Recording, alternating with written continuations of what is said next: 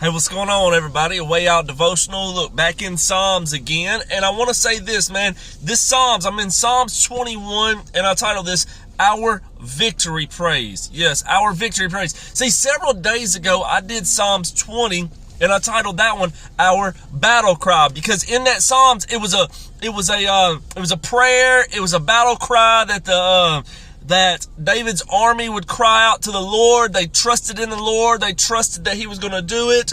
And they reached out to him. And so it was before they went into battle. Well, Psalms 21 is after the battle, and they've received the victory. And see, so many times, man, we can pray that God help us through that situation. We can pray that God get us through this, get us through that. But I got to ask you this question real quick. Do you stop and give him praise when you make it through it? Do you stop and give him praise when you receive the victory? Or do you get just so busy just kind of going and you forget to stop and give back honor and praise and thanksgiving to where it's due? And so that's what he's doing in Psalms 21. It's our victory praise. And so I'm just going to read just whatever verses and just kind of go from it.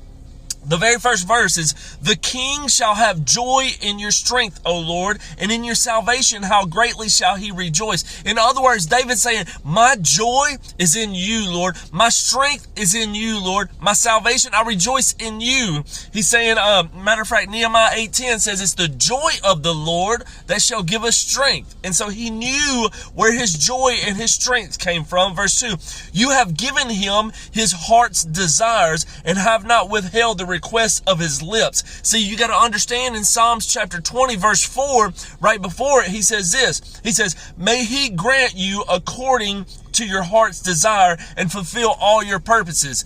And so he prayed that the Lord fulfill that desire of his heart. And then here in Psalms 21, he gives thanksgiving back to the Lord because he granted his desire. Psalms 37:4, you may know it, but it says, delight yourself unto the Lord and he will give you the desires of your heart. See, the Lord desires to give you the desires of your heart. When you align your desires up with his, he delights in doing that. But the question is, do you go back and give him thanks and praise for the victory and the desires he's given you? Let me keep on going real quick.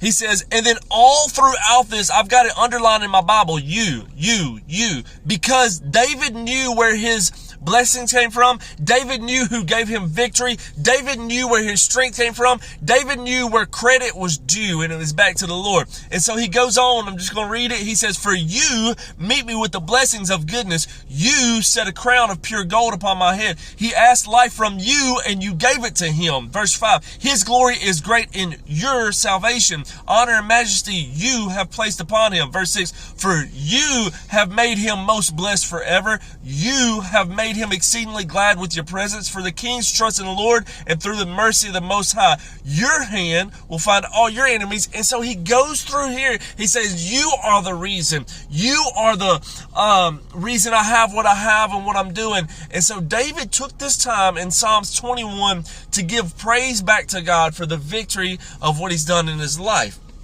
I like verse 7 right here. He says, for the king trusts in the Lord, and through the mercy of the Most High, he shall not be moved. You got to understand in Psalms chapter 20, verse 7, he says, some trust in horses and some trust in chariots, but we trust in the name of the Lord our God. Their battle cry was that we trust in the Lord. Whoever they were coming against may had trust in their own horses, chariots, but the battle cry of David and the mighty men was, we trust in the name of the Lord our God. And so in Psalms 21, when he's giving praise back to the Lord for victory, he tells him again, he says, we trust in you, and because of your mercy, we will not be shaken. In other words, because of the character of God, he knew who God was, and because of that, he was not shaken. Not because of what David could do, but who God was. And the same in our lives. When we can understand who God is in our life, when we can understand where true victory comes from, when we can understand, man, who got us where we're at right now and where our trust is truly at, then we won't be shaken. Because it's not relying on us, but we're relying on the Lord and the character of the Lord, his goodness, His mercy, His love, His forgiveness, His justice, all the things, man. He is our defender, our protector. And so guess what? When our trust is in Him, we will not be shaken. Psalms 21, y'all, is just a praise of victory, giving thanks back to the Lord for those answered prayers. And so as I get ready to end this, I just ask you this question. Has the Lord done anything for you?